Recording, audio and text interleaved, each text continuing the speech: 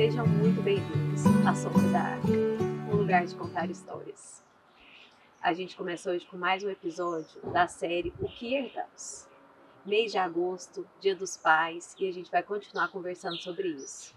Aquela história que a gente herda muito mais do que patrimônio.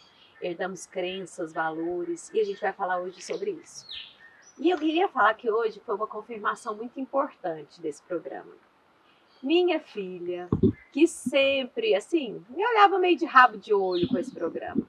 Entrou num carro que eu fui, quando eu fui buscá-la de uma específica que ela fazia para a escola, e ela falou assim: mãe, você precisa levar esses dois que estão aqui ao meu lado. Eu falei: seu pedido é uma ordem, mas porque para mim é uma confirmação.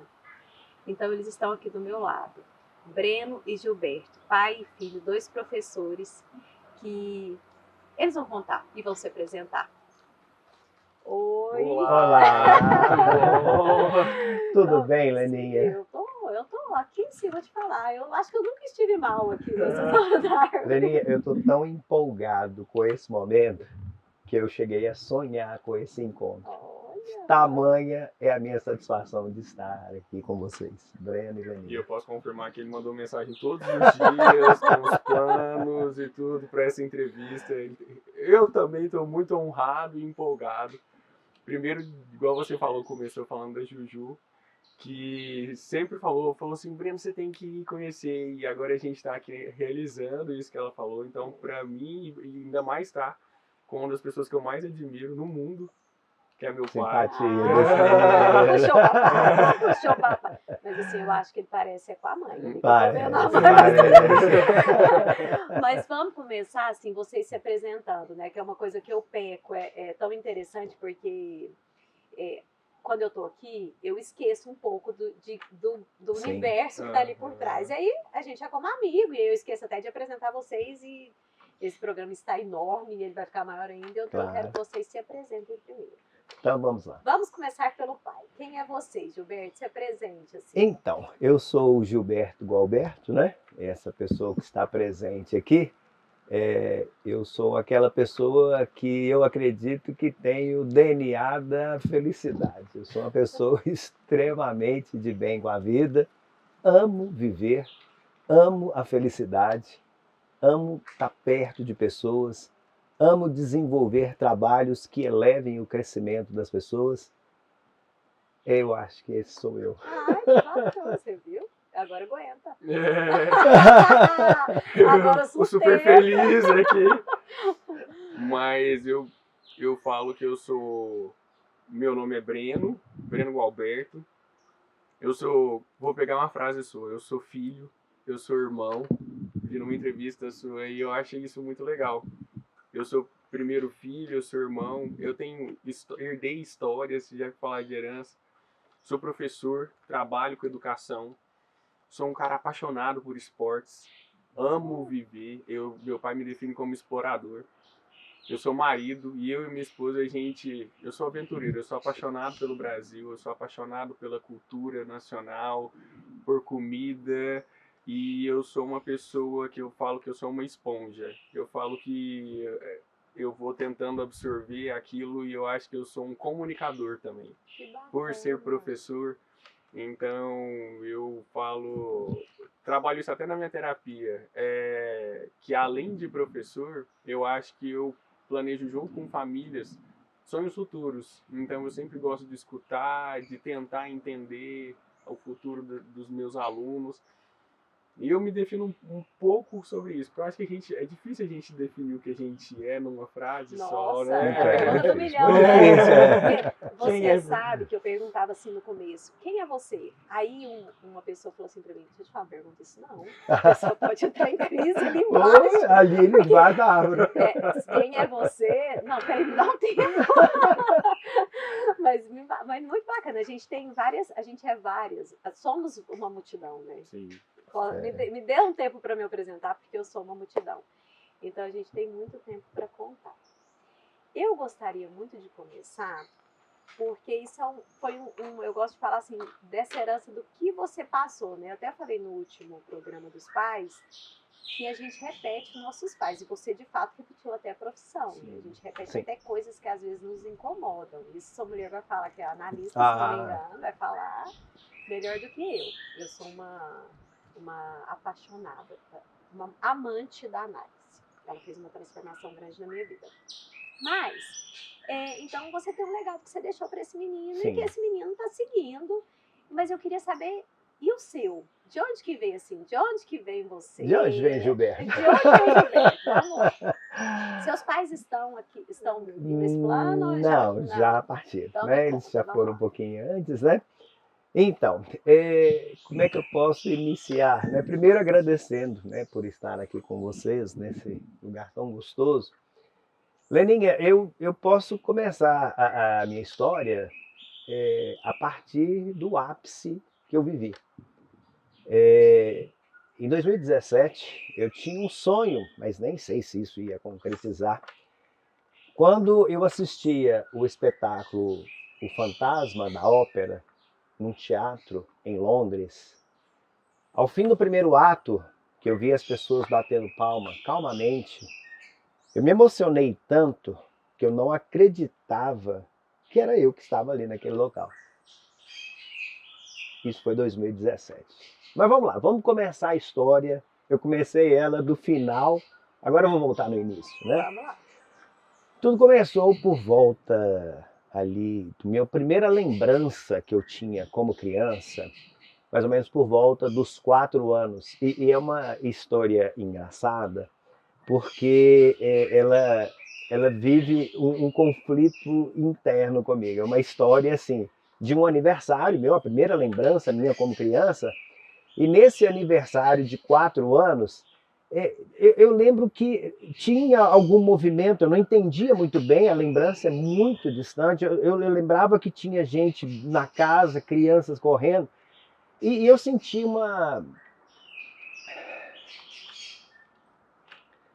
eu senti a falta de alguém nesse aniversário. E eu perguntei para minha mãe, cadê meu pai? E ela ficou sem saber o que ela ia dizer para mim. Eu via minha mãe um pouco apavorada quando eu fiz essa pergunta. E meu pai não apareceu nesse aniversário. Mas eu lembro de muitas pessoas, né? 4 anos. Essa é a lembrança mais recente.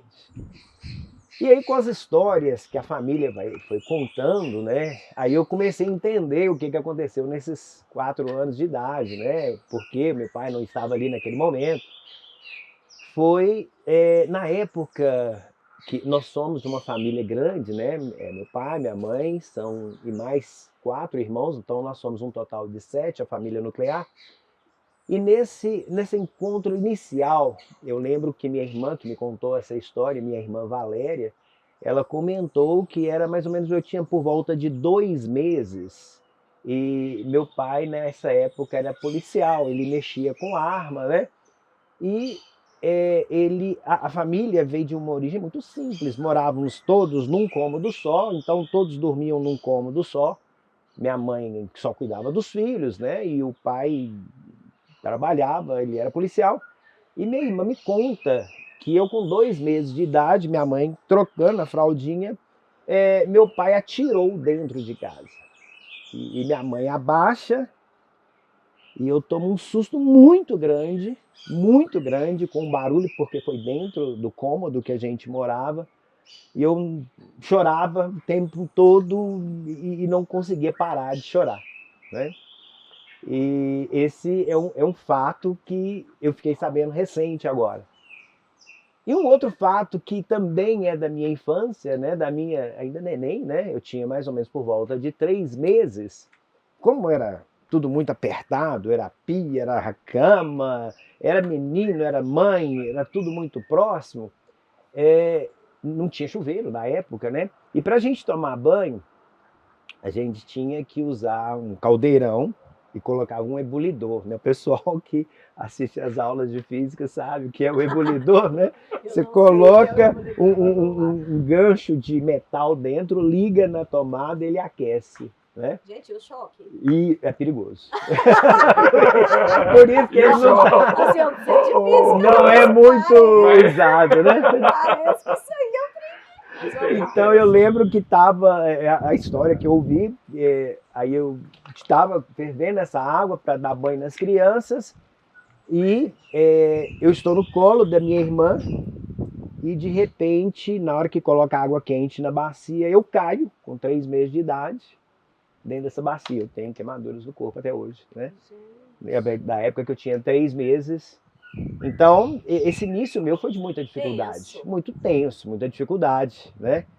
E aí, essa história que eu lembro, né? São 2 momentos desse tiro Mas dentro esse da tiro casa. não teve nada, consequências maiores. Foi só Não, um tiro, foi um disparo que foi considerado acidental. Tá. Tem outras versões, Mas mas ok. passa por aqui. E essa vez que eu caí na água quente, eu queimei bastante, né? E aí solta a minha pele, isso é minha mãe contando, solta a minha pele e corre para onde levar e aquela coisa. Então eu acho que esse primeiro momento meu foi de vencer a vida. Eu consegui viver. Uhum. Aí eu chego aos 4 anos nessa festa de aniversário e sinto a falta do meu pai na festa, pergunto, né? Essa primeira noção, né? E aí passa um tempo, meu pai não estava nessa festa de aniversário, e aí eu descubro que meu pai não mora mais com minha mãe, né? Ele mora em outro local, mas não mora com a gente, né? E as dificuldades são ampliadas, porque de uma família era uma escadinha, né? Era 5 filhos, era em escadinha, né? Então, já nessa época, meu irmão mais velho, por volta assim, de uns 12 anos de idade, em função da dificuldade financeira, ele começa, junto com minha mãe e meus irmãos, os mais velhos, a fazerem pastéis. Então, eles fazem as massas de pastéis. Minha mãe sai com um balaio, assim, essa lembrança eu tenho, né? Uma lembrança bem forte. Ela sai com um balaio carregando, vendendo pastel na rua, vendendo pastel onde era possível. E tinha um sistema de entregar os pastéis nos bares. Alguns pegavam uma quantidade para revender e era essa a grana que entrava para bancar as coisas da casa. E meu pai é ausente, né? Eu sabia que ele existia, mas ele era ausente. Explicado. Não muito explicado, E sua né? mãe, guerreira. Guerreira e meus irmãos mais velhos ajudando começando. no processo de construção da renda da família e da sobrevivência. Eu lembro, é tão engraçado isso, que tinha uma alimentação lá na minha casa que era couve e angu. Putz, como a gente comia couve e angu. É porque hoje, assim, eu consigo enxergar isso assim com mais tranquilidade, porque quem escuta pensa, pô, esse cara é maluco, né? Não, mas é porque eu já superei todo o processo, né? Então hoje eu conto isso com muita tranquilidade. Então eu lembro que meus irmãos brincavam com angu. O que vai ter hoje? Angu com couve. E na janta? Angu com couve. Então era aquela brincadeira. Só que o pessoal já estava estressado com isso aí, né? E aí minha mãe criou uma outra comida. Eu não sei se você conhece, chama Oropronove, né? Oropronove, ela dá em Hoje é um patrimônio fazenda. culinário de Minas. É patrimônio culinário de Minas, né? tipo, você vai em Belo Horizonte, nesses restaurantes mais finos, assim, é uma comida de altíssimo nível. É. Só que antigamente não era, né, pai? Não era. E aí o que a gente fazia? Pegava esse Oropronove e como ele ficava assim, parecendo tipo uma gominha, a gente jogava para cima assim, pregava no teto. Enfim, era essa brincadeira para alimentação. E a vida foi seguindo assim com muito aperto, muita dificuldade. Mas pelo que eu entendi, né? tinha uma alegria no meio. Permeada por alegria. Tinha uma alegria permeada, que os irmãos eram bastante unidos, e eu lembro do povo trabalhando. E eu sei que chegou um momento lá desse trabalho que eles estavam fazendo as massas de pastel. Você sabe que a massa de pastel é grande, volumosa, e você consegue ir tirando as partes para você montando os pastéis. Leninha, eu pulei nessa mesa, eu peguei essa massa de pastel e gritava: ninguém faz mais pastel nessa casa. Isso minha mãe me contava, né, que ela faleceu. E eu peguei essa massa e escondi debaixo da cama com a massa, eu agarrei na massa. E aí a minha mãe percebeu, como eu era o caçula, eu sou o mais novo, né? E minha mãe percebeu que ela estava muito ausente de mim. Então essa foi uma atitude de chamar a atenção, e ela tinha que sobreviver. Aí ela parou tudo, aí ela me acalentou, isso ela me contava, assim, com muita alegria de parar aquele trabalho e viu que aquela atitude minha, eu estava querendo a atenção dela, ela me pegou no colo, me afagou e fez carinho e conseguiu pegar a massa, porque tinha que entregar os pastéis e a vida conseguiu seguir a partir dali. Então, um momento de infância muito difícil, muito complicado, sempre muitas dificuldades econômicas. E eu estudei na escola pública, né? A saída nossa era estudar na escola pública. Mas comecei a entender que a ausência do pai, a dificuldade financeira, a falta de estrutura familiar, eu tinha que ver uma saída para tentar mudar aquele quadro, né? E eu não entendia muito bem, o que eu sabia fazer era estudar. Eu estudava e eu tentava ser o melhor aluno. Eu achava gostoso ser melhor aluno, achava gostoso sair bem na prova. CDF. Uma espécie, o Breno fala, uma espécie não de... conhece CDF. É, Essa é da minha época. Putz, minha também, pô, Gilberto, né? Mas ali na escola pública, era uma luta, até comentei com os meninos, você tem, na escola pública a gente tem umas lutas de sobrevivência, né? Algo do tipo assim, você tem que se impor porque tem problemas sérios, né? De violência também. Já briguei em escola, já briguei em escola.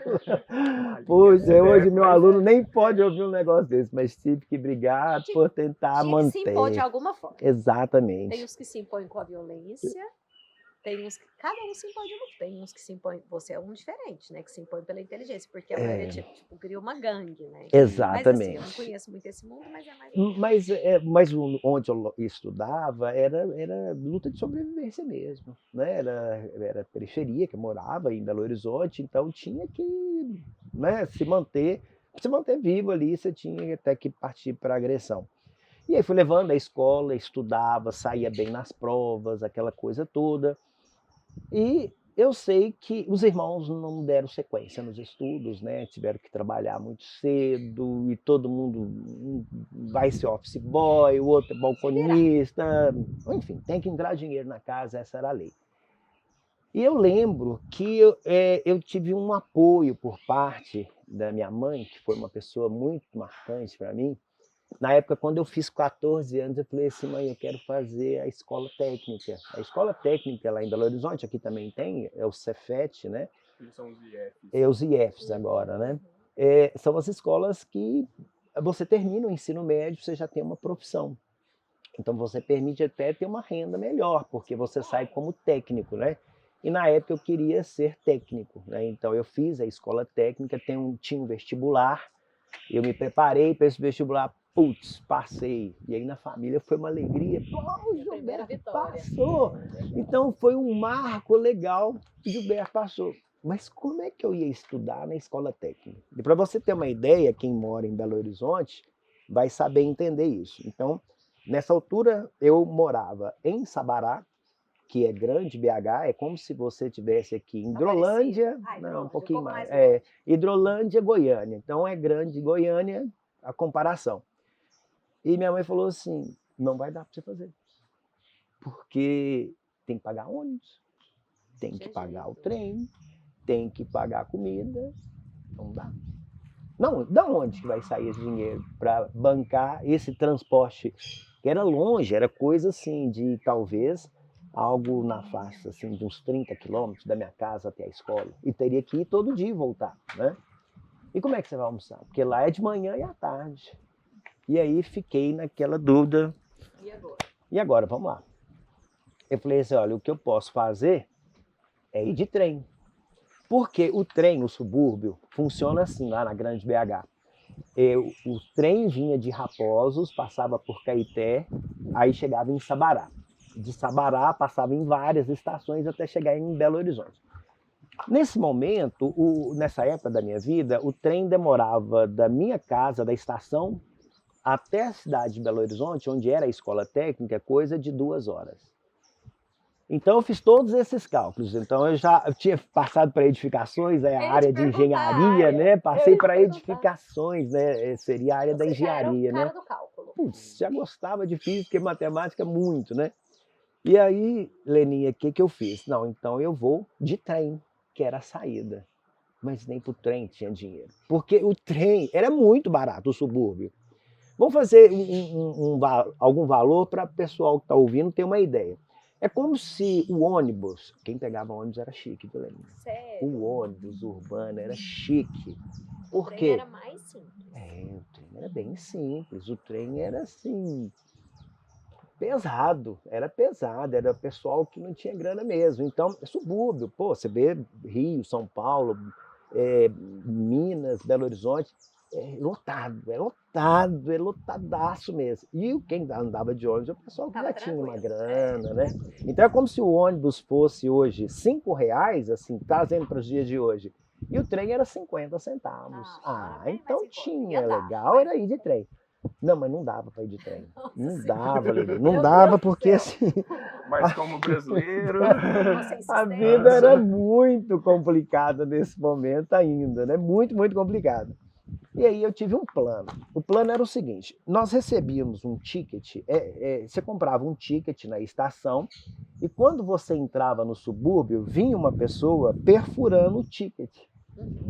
E aí, se perfurou, aquele ticket não vale mais. Eu falei assim, e se eu conseguir não deixar ele perfurar o ticket? Era uma estratégia, não é correto. Mas é de sobrevivência. Sobrevivência assim, naquele momento, né? Neste caso, os fins justificam os meios. E foi por aí que eu consegui ir para a escola técnica, né? Então, o que eu fiz? Eu comprei um ticket, consegui lá os 50 centavos, comprei um ticket. Não repitam isso em casa, crianças. Claro, isso aí não pode contar, né? Fui lá, Leninha, comprei esse ticket e eu fazia assim, eu entrava no vagão de trás, era mais ou menos uns 8 vagões, eu entrava no vagão assim, por exemplo, no meio, e o rapaz que vinha etiquetando, vinha um de cá e outro de cá. Eles se encontravam no meio do trem. Então eu entrava no meio do trem, porque eu já sabia a estratégia. Quando ele vinha chegando, quando o trem chegava em outra estação, o que eu tinha que fazer? Eu tinha que descer, entrar no vagão que ele já tinha passado. Jesus, aerodinâmica. Isso era todo dia, todo dia. Gilberto, acredito. Consegui, o ticket meu durava muito. Aí até eu consegui, até que ele me pegava e furava meu ticket. Até que o dia não foi pego. Aí eu tinha que comprar um outro ticket e aí era uma outra história. Você gastava 50 centavos em um mês de transporte. Eu fazia esse ticket virar milagre. E conseguiu fazer. Consegui, e teve momentos nessas mudanças de vagão de trem, eu tinha que descer numa estação, abrir o trem, mas só que o trem é muito lotado, né? Subúrbio, gente, é aquela coisa assim, é povão, mas povão lotado. Então eu descia e para entrar, como é que volta para entrar? Muitas vezes eu entrava, mas por várias vezes eu ficava na estação. Era uma situação tão complicada, eu não conseguia entrar. Gente, eu tenho aula, eu não conseguia entrar, era muito lotado. E como o trem passava 4h30 da manhã, eu tinha que acordar por volta de 15 para as 4 horas, para eu pegá-lo na estação 4h30. E ele voltava só às 6 horas da tarde. Então, quando eu parava na estação, por volta das 5h15 da manhã, numa das estações, eu ficava das 5h15 da manhã até 6 horas da tarde esperando o trem voltar, naquela estação, porque não passava outro trem. Era só uma... Não, esse dia matava a aula. Gente, o dia inteiro. O dia inteiro. E aí, o que eu tinha que fazer? Putz, eu tenho que fazer alguma coisa, porque eu não conseguia sair da estação, eu ficava preso na estação, né? Eu tinha que esperar o trem da tarde.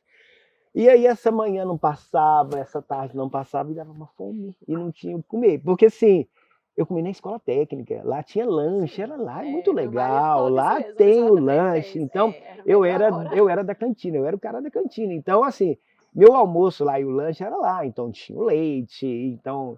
E a comida era mais legal do que lá em casa, né? Então, assim, putz, ir para a escola, além de estudar... Para comer. Para comer, cara, é para comer. Então, eu lembro que, das várias vezes que eu parava na estação, eu lembro que uma das estações tinha... sabe essas casinhas de tijolinho à vista? Então, a estação tinha vários tijolinhos lá, sabe? E eu já tinha estudado, hoje a minha casa tem tijolinho. E aí, história, eu falei, hoje você mora numa casa com tijolinho. E aí eu lembro que nesse momento, assim, eu ficava estudando para passar o tempo, para esperar o trem voltar à tarde. E aí, Leninha, eu comecei a contar os tijolinhos. porque era a única coisa que eu podia fazer, né? Não tinha mais Não nada era o que fazer. carneirinhos. Pô, não tinha WhatsApp, não tinha celular, não tinha nada disso naquela época. Então eu comecei a contar os tijolinhos. Eu lembro que eu contava, recontava, tentava fazer o cálculo de quantos tijolinhos. E esse momento Mas é eu que tô eu vou achando recompor. bonito. Eu achei divertido você contar do cálculo. É um choro que eu tava aqui hoje, eu achei engraçado. E esse momento, assim, eu esperava o trem voltar à tarde, contando tijolinho, fazendo cálculo, esperava o dia passar. Mas eu falei, eu não vou desistir. Não vou desistir porque eu já passei na escola técnica, eu tenho comida lá, eu estou estudando. Putz, para mim era tudo que de bom. Você já tinha crescido muito, você já tinha Já. conseguido muito. Eu já tinha conseguido muito. E aí eu terminei a escola técnica, foi muito bem, comecei a trabalhar na engenharia. Aí nesse momento eu já tinha 19 anos, foi quando eu vim para Goiânia, e logo a seguir conheci minha esposa, que eu amo demais. Ali, de que tá ali. presente. E eu casei logo com uns 21 anos. Que bacana. E aí eu decidi aos 29 fazer faculdade. Nossa, do 29, 29. Aí você trabalhou Trabalhei na engenharia. na engenharia. Aí eu fiz o vestibular para engenharia e passei. Gente, E formei com 34 anos e depois eu fiz por enquanto não tinha os física. meninos, já tinha os meninos. Já, e os menininhos, matutinhos já estavam crescendo, né? Não, aí você fez engenharia, fez física. Fiz E física. quando que entra o professor?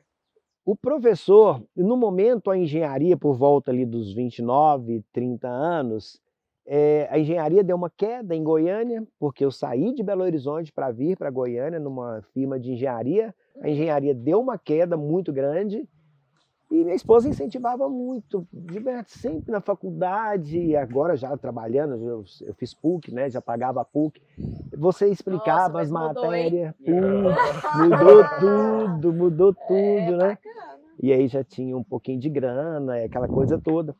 E aí ela falava assim, não, você ajuda os meninos, na faculdade você faz os trabalhos. E sempre eu fiz trabalho na faculdade. Sempre eu fiz os trabalhos, eram os melhores trabalhos, com todo respeito, né? Com todo assim. Eu fazia os trabalhos, e aquilo ali para mim era assim, eu vou te fazer porque eu quero ficar melhor nisso aqui. Era uma construção para mim, Leninha, de querer crescer. Eu via no estudo uma oportunidade tão grande, uma porta tão aberta, tão especial da vida que eu saí para onde eu já tinha chegado naquele momento, que eu falei assim, não, eu tenho que estudar, eu tenho que formar e eu tenho que crescer com a educação. E aí eu lembro que a minha esposa incentivava e eu comecei a ir para uma escola. E comecei a entrar em algumas escolas. Fui trabalhar em escola pública, trabalhei em algumas escolas particulares, rodei Goiânia, eu acho que eu devo ter passado em mais de 30 escolas. Eu já ouvi dizer né? de você. Já eu tenho uma galera aí que já me conhece bastante pelas escolas que eu passei. E aí, nesse momento que eu já estava na escola, eu senti que eu tinha um potencial a mais. Porque os meninos entendiam o jeito. Professor Gilberto, mas você explica de um jeito que eu consigo entender legal. E eu comecei a tornar isso uma verdade. E eu comecei a ir na casa dos meninos. Putz, mas aí andava Goiânia. Aí nessa época já tinha carro. Putz, já estava de carro. Olha, já estava de carro. E aí o sabor do carro é diferente. Ia de uma casa para outra, chegava na casa e dava aquela aula. Putz, que empolgação. Trabalhava de manhã, trabalhava à noite e trabalhava à tarde com as aulas particulares, indo na casa dos alunos, né? Eu lembro que no pico disso aí, eu cheguei a dar 98 horas de aula por semana. Gente, não tem lógica. 15 horas, segunda a sexta, umas 12 horas, mais ou menos ali no sábado, e mais umas 11, 12 horas no domingo, né? Eu lembro que eu tinha uma aluna que chegava em casa no domingo às 6 horas da manhã, porque eu não tinha horário. Meu horário era lotado, né? E nesse momento eu já tive que parar de ir nas casas, porque não dava tempo. Eu estava, por exemplo, lá no Aldeia do Vale, eu tinha uma aula lá no setor Bueno. Aí eu saía do Bueno, eu ia lá para o Goiânia 2. Não dava tempo aqui em Goiânia de fazer esse trânsito mais. Aí eu comecei a dar aula em casa. E eu estava comentando dessa aluna que ela chegava em casa, domingo, 6 horas da manhã, que ela queria passar para medicina. Gilberto, me ajuda, eu tenho muita dificuldade. Não, então você vai passar para medicina. Hoje ela é médica, a gente ainda tem contato, mas chegava às 6 horas da manhã, ela era a primeira a chegar. Nossa. Aí o menino ia embora, né, no domingo, assim, por volta das 9 horas, e eu tinha que corrigir as provas das escolas que eu trabalhava. Então foi muita loucura, foi muito trabalho nesse período. E aí você vai juntando um pouquinho de dinheiro aqui, um pouquinho ali. E aí, mais uma vez, minha esposa me incentivou, por que você não abre um centro de estudos? Gente, mas essa mulher, ainda bem que ela apareceu. Oh, essa aí, isso é uma mulher, gente, isso é um Nossa prêmio na Senhora. loteria, né? É. E aí, eu fiz um convite para uma pessoa especial para me ajudar nesse projeto, que é esse moço aqui. Aqui do meu lado. Você apareceu na história. E aí começa o centro de Então, peraí, ele estudos. tá desde o começo com você. No centro de estudos, no Que CGG. legal. O CGG, ele pode dizer que ele tem mais de 30 anos, porque ele começou quando eu comecei a ir nas casas Sim. com esse projeto, essa Sim. empolgação e essa coisa que não passava. E foi lá para casa, né? Aí de casa os meninos não podiam nem passar lá, não podia nada. Nessa época eu tava na formação. Enquanto o CGG foi lá pra nossa casa, então assim, era meu pai, a gente morava num apartamento. Pequenininho, Muito pequeno, um apertado. apartamento de 80 metros quadrados. Isso. E aí a mesa, a sala de jantar era o escritório do meu pai com as aulas. Então podia a gente passar, não. passava no meio das aulas e nesse meio tempo era muito engraçado. Tem muitas histórias muito boas. Às vezes a gente tinha que tomar banho, tinha que levar a roupa porque não podia transitar pela casa. Não, porque o aluno estava lá. E nesse entendeu? tempo eu sempre vi meu pai trabalhando, aí minha mãe fazia bolo pra gente, o lanche, tudo, olha o lanche. Aí tinha que também servir pros alunos. Misturou vida com trabalho.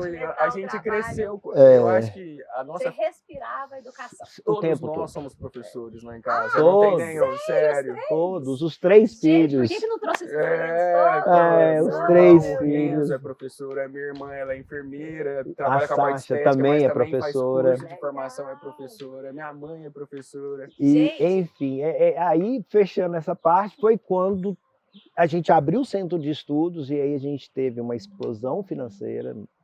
Para nós, assim, mudou toda a nossa vida. Mudou tudo. Aí mudou tudo que você imagina. Todas aquelas construções de criança. Sabe, parece quando você concretiza alguma coisa? Mas o menino que contava tijolo na estação, imaginava isso? Nunca. Interessante, né? Nenhum momento. A única coisa que eu imaginava é que eu não podia desistir porque naquele momento o trem me deixou para trás. Ali eu não desisti, não.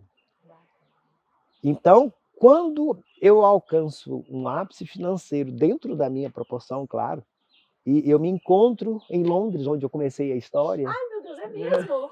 fazendo esse fechamento. Voltemos. Quando eu estava em Londres com a minha esposa, que a gente teve a oportunidade de conhecer 5 países na Europa, e nesse momento a gente estava em Londres, aí eu Que bacana, isso é muito bonito. Tchau, Breno, obrigado pela sua participação. Aí eu me... Ele riu um pouquinho. Pode chorar. Aí Pode eu fiquei emocionar. muito feliz, sabe, Lenir? Você Fiquei já muito tinha contado feliz. essa história alguma vez assim, nessa amplitude? Não. Que bacana. É a primeira árvore, assim, vez. isso é muito bacana. Isso me confirma esse programa. Aí para mim, linda. nesse momento, eu senti que tudo valeu a pena. Valeu a pena. Cada tijolo que você contou. Putz, foi todos muito Legal, importantes. adorei isso. E aí para Agora eu vou frente, deixar você respirar, se emocionar. Obrigada o Breno pela vai sua contar. participação. Mas eu queria dizer pra gente, eu queria só falar Vamos respirar. Eu vou falar só um pouco, pode depois eu vou respirar. deixar o Breno, que eu sei que é Não. outro que gosta, não vou conseguir falar. E vai ter fã-clube depois, Sim. porque todo mundo é apaixonado com esse Aham. Breno. Os meninos postam você encanta esses meninos. E eu queria fazer vou falar rápido, serei breve, porque senão eu vou Sim. atrapalhar esse programa. Quando eu fiz específica de física, eu tenho uma ignorância numérica Sim. que eu vou te falar uma, então nós vamos nem comentar. Eu preciso fazer uma específica de física, eu preciso aprender, eu não aprendo física. Uhum. E na minha época tinha um macarrão, não sei se você Sim, Era o cara da famosíssimo, física. né? Era. E eu ia para as aulas no macarrão e eu ria da hora que eu entrava, a hora que eu saía, mas não aprendi nada de física. Mas o que marcou muito? Ele contava histórias, né?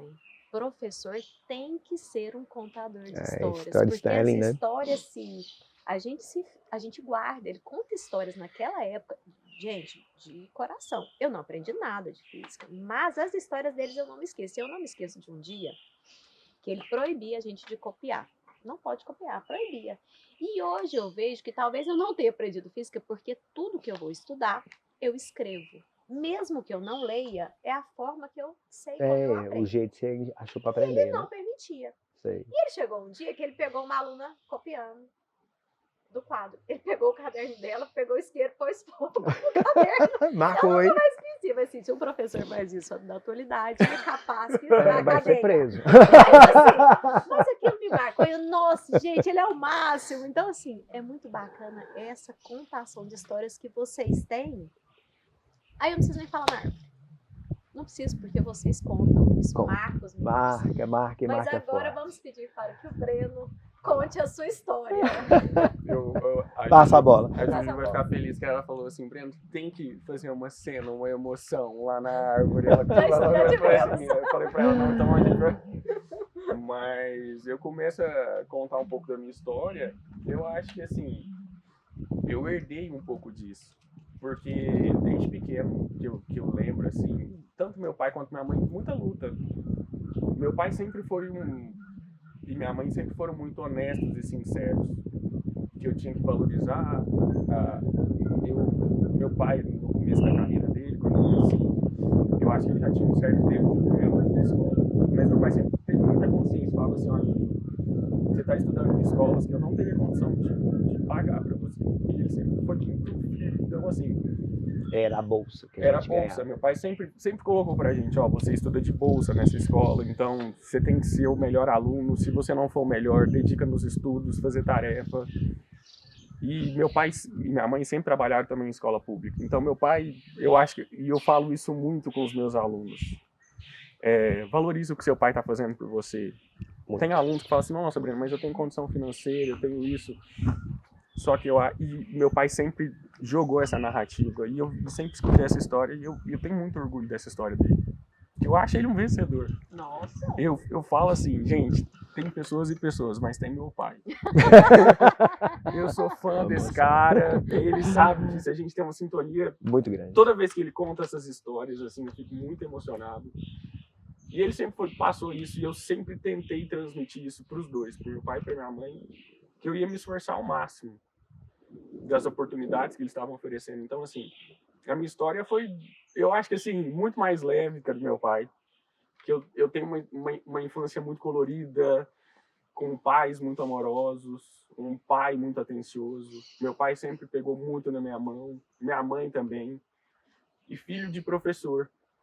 Então, assim, brincava de escola. Eu lembro da minha irmã brincando de escolinha, de quadro, sempre. Lá em casa, minha mãe, eu falo que eu sou o filho da pedagoga, cortando cartolina, e meu pai vem cá riscar a prova, e a gente se uniu.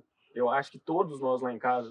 Minha mãe é do interior de Goiás, meu pai é de Belo Horizonte. Então, nossa base, o nosso núcleo familiar, a gente não tem primo aqui em Goiânia, a gente não tinha família, os amigos, eu tenho duas tias, a tia Sandra e a tia Suzana, são amigas da família, que eram as minhas tias. Que eles chamam de tia, né? Então eu tenho uma infância de muito estímulo. Meu pai e minha mãe vai, meu filho. E eu acho que meu pai sempre enxergou na gente um potencial e falava, vocês vão muito mais longe com o estudo de onde eu cheguei. E nesse longo, meu pai sempre foi crescendo profissionalmente, foi chegando em grandes escolas. Eu sempre fui estudando nas escolas que ele trabalhava, de bolsa. Você era o filho do professor. O filho do professor. Meus meninos, os filhos do Gilberto. E eu cheguei no ponto que eu cheguei no meu ensino médio. O Breno é muito inteligente, o Breno estuda muito, o Breno vai fazer medicina, porque o Breno é médico. E meu pai sempre reverberava essa história. Só que eu sempre fui filho de engenheiro, físico, e eu sempre fui encantado com matemática. Leninha, sabe qual que era a minha brincadeira quando eu era pequeno? Era pegar papel, colar o papel e fazer mapinha de cidade. Aí eu inventava aquilo na minha cabeça, que era uma cidade, tipo um SimCity, um joguinho. E aí eu fazia a população e eu falava que a rua vai ser tantos. E aí eu descobri que eu falava assim, gente, eu vou fazer medicina. E aí foi aí que eu tomei a decisão. Eu fiz um ano de cursinho e aí eu falei, não, vou fazer engenharia na UFRJ. E foi quando eu mudei para o Rio de Janeiro. E nesse meio tempo, E seus pais te apoiando. sim. Tudo. Meu pai teve uma época que ele falou assim, não, você tem que ser médico. Porque eu acho que ficou naquele momento que eu fiz essa transição, eu sempre também falava, vou ser médico, vou ser médico. Mas eu acho que ele assustou quando eu pontuei que não ia fazer medicina. E ele pegou. Minha mãe sempre falou assim, vai. Vai que você Só que no pode. dia que eu passei, meu pai, ele vibrava tanto, ele gritava. O dia que eu mandei pra ele, quando eu cheguei do Rio de Janeiro, nas primeiras férias, eu dei uma camisa UFRJ, ele usava essa camiseta todos os dias. Ai, meu Eu tinha que, Deus. ele parecia que era ele que estudava. Aham. Mas eu sempre vivi, eu acho que assim, a nossa família vive educação. Aí quando eu voltei do Rio, foi quando meu pai fez a proposta da gente abrir o CGG. E hoje eu acho que herdei disso. Além de ser um contador, eu falo que assim, a gente vive educação e eu tento transmitir isso também para os meus alunos. Hoje eu falo que a história do meu pai eu uso e também até a minha. Eu acho que educação como possibilidades, eu acho que marcou as nossas vidas. E o que eu herdei do meu pai, além dessas histórias, desse legado que ele fez ao longo da vida dele, é de conseguir passar também um pouco para os alunos. Então, para a gente é muito maravilhoso ver um aluno em Harvard, ver um aluno na USP, na PUC, É aonde muita ele quiser. satisfação. É o que eu viro pro aluno que é o que meu pai sempre me falou. Estuda. Estudar é ter liberdade. E hoje é essa frase que eu falo e é o que eu levo. Breno, o Cristiano já tá ali, que a gente precisa dar logo, mas eu queria degustar mais um pouquinho, assim. Eu acho que essa história, ela é importante, cada parte dela que foi contada. Mas o que eu queria dizer, porque eu queria a Maju, né? A Juju, A que é sua Juju, aluna, a que Maria veio aqui Ju. nos intermediários, que você tem que falar que ela é a melhor aluna sua. Mas ela é a melhor aluna. Mas ela sabe. Mas aí o Dudu, ela sabe. aí o Dudu. Não, é porque ela é a primeira, assim, entendeu? Não, tô brincando. É porque ela falou assim, mãe, vocês têm que falar de mim. Então, eu gostaria de falar que é uma menina que, assim, eu brinco que ela dava todo o primeiro dia de aula. 4h30, 5 da manhã, eu acordava, quando assim, voltava das férias. Acordava com barulho, assustada, no quarto dela, tava ela de uniforme já. Ela gosta tanto de escola, impressionante. Ela já é empolgada. E eu achei que o terceiro ano, ele deu uma judiada nisso. A escola conseguiu tirar um pouquinho esse brilho. Mas eu não estou... existe todo um sistema complicado que as escolas precisam seguir, inclusive que os professores, nós conversamos sobre isso, precisam. Eles têm um certo tempo, eles têm X alunos e eles... Enem. Programa. Fechado. Isso. Então, se eu pudesse fazer um pedido, assim, como mãe, quando eu vi minha filha entrando no carro e falando, você tem que levar o Breno, o pai dele. Quando eu vejo meu filho, que também está fazendo específica com vocês, entrar e falar assim, nossa, mãe, eles são muito massa. Obrigado. Aí eu falo assim, é isso que eu quero. Porque, para mim, o conhecimento, quando a gente sair daqui, ele não... Assim, o que a gente leva? A gente leva o que ninguém tira da gente. O carro você tira, a casa você tira. Conhecimento, você vai correr para onde você quiser. É seu. Então, quem dera se todos nós pudéssemos estar com professores olho no olho. Esse professor que empolga, esse professor que conta história, esse professor que conta essa história de vida. O conhecimento transformou minha vida. Porque a potencialidade, você tinha um potencial, é fato. Você tem um potencial matemático. Mas se ela não for aliada de conhecimento, ela não vale nada. Não, morre. Então, assim, eu queria muito falar isso, mas deixando bem claro, não, a escola está seguindo um processo, que a gente está vivendo uma coisa complicada, mas que a gente tenha professores que a gente não perca, e se que todos pudessem ter acesso a esse professor. Nossa, Aline, fico agradecido. Pelo YouTube. Gente, hoje a gente está globalizado. Essa que eu achei muito bacana, esse esquema que você criou de fazer a plataforma. A plataforma. E é acessível. Entende? Onde o menino estiver, Onde pode tiver. acessar, Então, assim, né, gente, Leninha? a gente está num mundo tão abundante, se a gente conseguir enxergar isso com esses olhos, isso Leninha, é vida. é o que esse ponto que você falou que eu falo. Eu acho que a nossa função como professor, e isso eu tive num congresso que foi em São Paulo da Starts. A minha função é transmitir conhecimento, mas é criar pontes. Acho que o professor ele não tem que construir muros.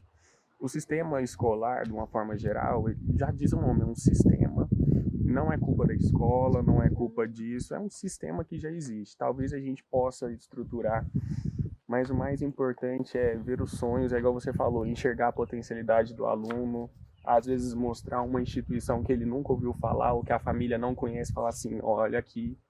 Isso para mim é o mais gratificante, a gente criar pontes, mostrar, orientar. Eu me vejo muito nesse papel. E eu acrescento ainda, Leninha, que assim, eu, né, um pouco mais velho que você, bem mais velho que o Breno, a gente cria as nossas histórias, os nossos conhecimentos, muito baseado em nossos pais, os tios, nas pessoas que nos cercam. Eu tenho uma máxima que eu uso, que a gente é média das 5 pessoas que a gente mais convive, mas a gente traz uma história muito arraigada na história dos nossos pais. E aí o que acontece?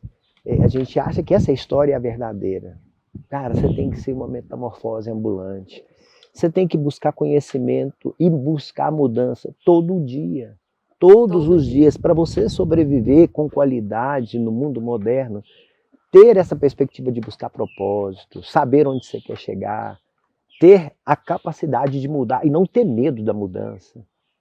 Esse, para mim, é a principal característica desse momento que nós estamos vivendo. E se a escola fecha isso para os alunos, carteiras, enfileirados, você só pode perguntar se levantar o braço. Se a gente fecha esse nosso aluno, a gente não está criando um potencial, a gente está matando um aluno. Isso aí. Por isso que eu quero, e eu acredito que a educação de qualidade é aquela que permite você se transformar todo dia. Todos os dias. Essa é para mim a principal característica hoje. Mas eu queria falar uma coisa muito bacana. Deixa eu te falar, você está esquecendo do meu presente, não. Meu presente que eles trouxeram para mim, por favor. Nossa, você tem que... Eu vou receber meu presente antes. Primeiro eu vou receber o meu presente. Vocês vão me entregar o presente da família, por favor, que a gente já vai...